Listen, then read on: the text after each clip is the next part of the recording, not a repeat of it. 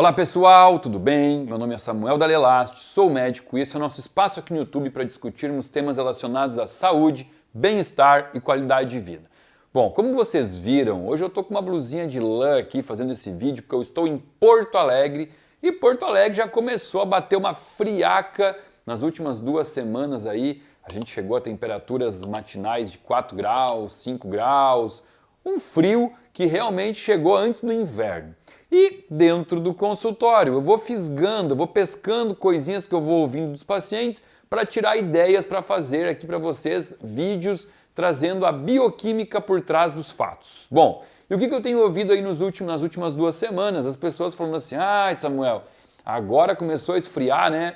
Aí eu até vou passar no nutricionista aí de novo para fazer uma revisão com ele, para dar uma olhadinha, para começar, para mudar o meu cardápio, acrescentar algumas coisinhas mais quentes. Eu estava numa dieta muito geladinha e eu chego em casa e no final do dia, nossa, eu gosto muito daquele carinho da comida quente, né?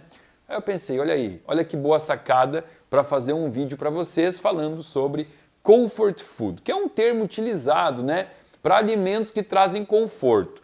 E isso, na verdade, esse termo, ele não está relacionado à comida quente. Ele vai estar relacionado à comida que traz conforto para alguém, né? Então, o comfort food, ele vai ser diferente para cada pessoa. Tem pessoas que vão sentir esse conforto com alimento mais quente, outras pessoas com alimento mais calórico, né?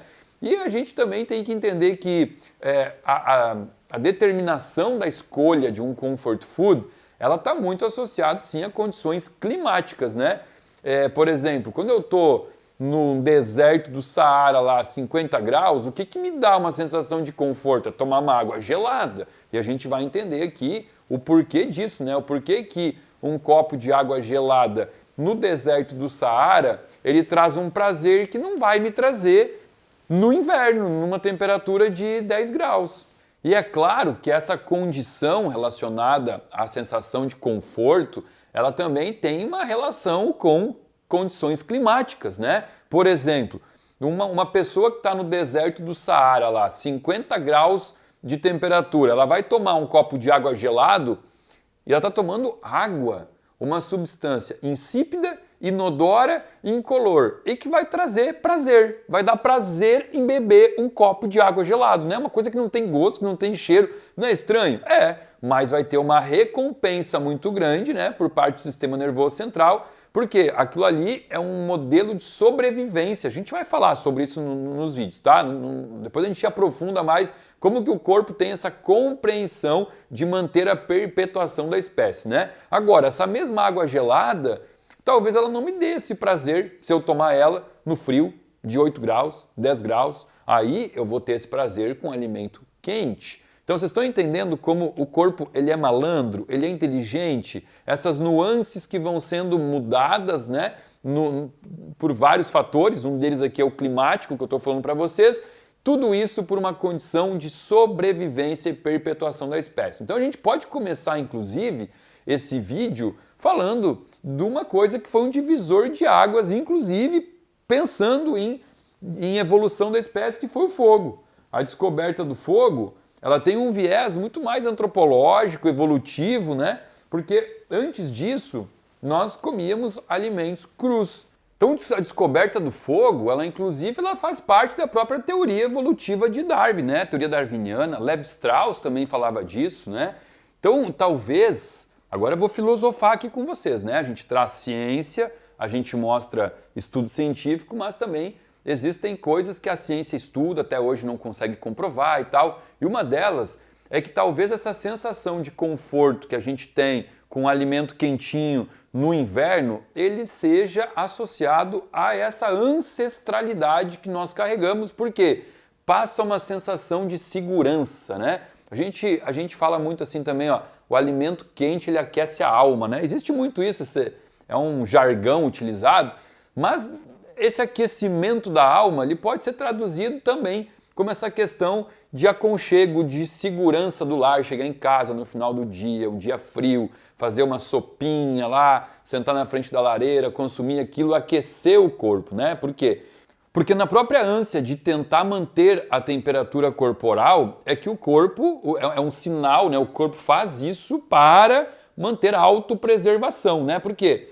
Porque a temperatura de 37 graus, que é uma temperatura de equilíbrio, é considerada a temperatura de equilíbrio do corpo, não é à toa que existe essa temperatura. A temperatura do corpo ela é responsável também pela homeostase dos tecidos em relação ao pH. A temperatura do corpo ela dita o pH dos tecidos, né? E isso tudo é regulado a nível de hipotálamo. É lá no cérebro, numa glândula chamada de hipotálamo, aqui era para ser um cérebro, né? Aí o Fernando mostra para nós aqui o hipotálamo bonitinho. Existem receptores, que são receptores de melanocortina 3 e 4, tá?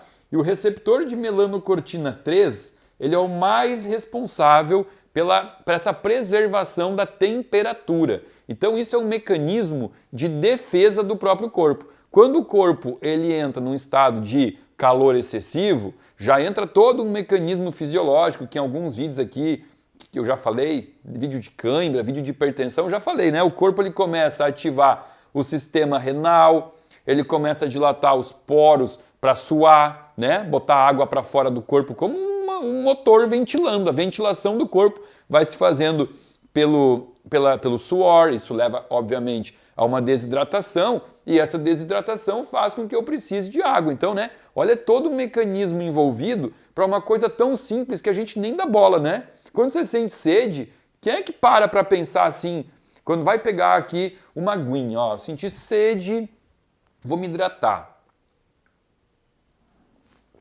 Beleza, foi só isso, deu sede, eu tomei água. Quem para analisar todo o mecanismo fisiológico que acontece, por que o meu corpo identificou que está faltando água, mandou essa informação para o meu sistema nervoso central, o sistema nervoso central mandou uma sensação de sede, sede é uma sensação que o meu corpo tem, e aí eu tomo aquela água, eu logo devolvo para os meus tecidos, para o meu sistema vascular a hidratação necessária, diminui o seno da sede. Olha que coisa linda e perfeita. Só que isso, eu dei um exemplo agora do aumento da temperatura. Quando o corpo diminui, né? Quando o corpo diminui e começa a baixar para 36, 35 graus, também existe todo um mecanismo que faz com que eu precise manter o aquecimento no local mais vital, né? Onde é que eu mantenho primordialmente o aquecimento? Nas mucosas de via aérea da respiração, porque eu não posso mandar ar gelado para o meu pulmão, né? Isso é ruim para o pulmão. Então eu mantenho o aquecimento central. E o que vai acontecer com o pé e mão? Não fica gelado? Por que fica gelado o pé e mão?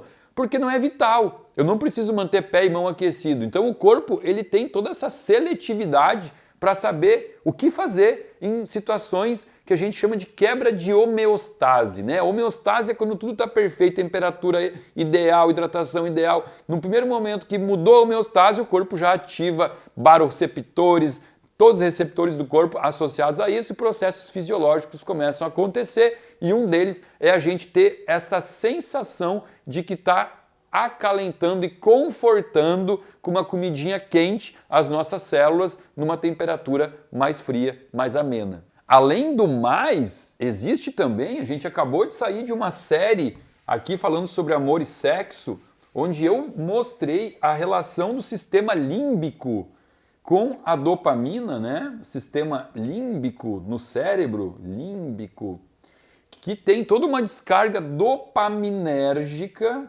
né? Dopamina, um neurotransmissor do prazer, né? Falei disso no ato sexual, mas a gente sabe que o alimento quente num dia frio, ele também tem essa função de ativar o sistema límbico, melhorar a resposta dopaminérgica e trazer essa sensação de afeto, de conforto, que a gente acabou de falar até agora aqui que vai acontecer, né? O corpo ele vai promovendo essa sensação de forma que a gente se sinta mais seguro, mais confortável. Até alguns estudos já foram publicados na guerra, onde os soldados da guerra, eles recebiam ali alimentos que lembravam a infância, a afetividade, né? Por exemplo, a gente tem lá, a avó sabe fazer um bolo de fubá maravilhoso, claro que é inflamatório, faz mal, mas aquilo ali lembra o colo da avó, né? Eu que sou aqui italiano, o colo da nona, né? Eu tenho muita lembrança afetiva com comida com a minha avó, porque a minha avó sempre recebeu os netos com um pudim de leite condensado, um bolinho que ela fazia, bolo de chuva nos dias de chuva, com aquele açúcar orgânico, aquele açúcar refinado e canela. Só porcaria, mas a gente tem essa lembrança afetiva. Quando eu sinto o cheiro de bolinho de chuva, eu não como, mas eu lembro da minha avó. Então, nesses estudos aí, feitos com soldados na guerra, mostrava que os soldados que recebiam esses alimentos que tinham um laço afetivo muito grande com a família, eles tinham muito mais segurança no combate. Então tem essa relação, ela é provada cientificamente. E agora, qual é o problema aqui? O problema é que no inverno, quando a gente começa a querer muito mais receber alimentos quentes, existe uma relação que a gente tem que cuidar. Não é uma relação direta, não é uma regra, porém, alimentos quentes, eles tendem a ser muito mais calóricos. Então a dieta, ela vai ter mais calorias. E por isso que, geralmente, o inverno, ele carrega essa relação do engordar, do aumento de peso, né? Na verdade, a relação ela não é só por isso, porque no inverno as pessoas também querem fazer menos exercício físico, porque o exercício físico ele envolve ir para uma academia, trocar de roupa, botar uma roupa menos, vamos dizer assim, menos grossa, né? É ruim fazer um exercício físico de moletom. A pessoa tem que pôr uma camiseta, uma bermuda, né? Ou pessoas que correm na rua, pedalam. Então, quando os dias estão mais frios, a pessoa diminui a prática de exercício físico e junto disso aumenta a caloria, né? Então o inverno carrega esse dogma aí de que ele é a estação do aumento de peso, né? E tá certo. Para muitas pessoas isso acaba acontecendo e a gente acabou de entender aqui nesse vídeo o porquê disso, tá? Então a minha sugestão para você é a seguinte: legal, abuse dos chás, abuse das sopas, mas começa a ter um cuidado com o fondue, né? No inverno as pessoas vão muito para o fondue de queijo, começa a comer muita coisa calórica. Então, se você tem um profissional que cuida da tua alimentação, e você deveria ter um nutricionista capacitado para isso, agora, para os estados do Brasil aí, né? Tem gente que está assistindo esse vídeo no Nordeste rindo da minha cara. Agora, os estados do Brasil que estão começando a receber essas frentes mais frias, se você mora num desses estados, procura novamente teu nutricionista, pede para ele assim, ó, me ajuda aqui a montar um plano, um comfort food, um plano com alimentos mais quentes, mas controlando a caloria, porque eu não quero sair desse inverno no negativo, né? Tendo que correr atrás de baixar peso e perder todo o trabalho bonito que você fez até agora. Bom, a ideia aqui não era nem um vídeo maçante de bioquímica, era trazer um pouco de informação para fazer você refletir se isso não é o que acontece com você, né, ciclicamente durante o ano, né, sazonalmente. E eu espero que você tenha gostado do vídeo. Se você gostou, por favor, dá um likezinho, compartilha com os amigos, com a família, põe no grupo de WhatsApp. Se você não está inscrito no meu canal, por favor, se inscreva, aciona o sininho aqui para receber toda segunda, quarta e sexta-feira um alerta de um vídeo novo sobre saúde chegando aí na tua telinha. Se você não está inscrito ainda no link que está abaixo desse vídeo, trata-se de um link que você pode acessar para fazer parte de um grupo VIP de pessoas que recebe gratuitamente conteúdo toda semana. Conteúdo novo, exclusivo e gratuito toda semana aqui do meu canal. Fica aqui o meu muito obrigado.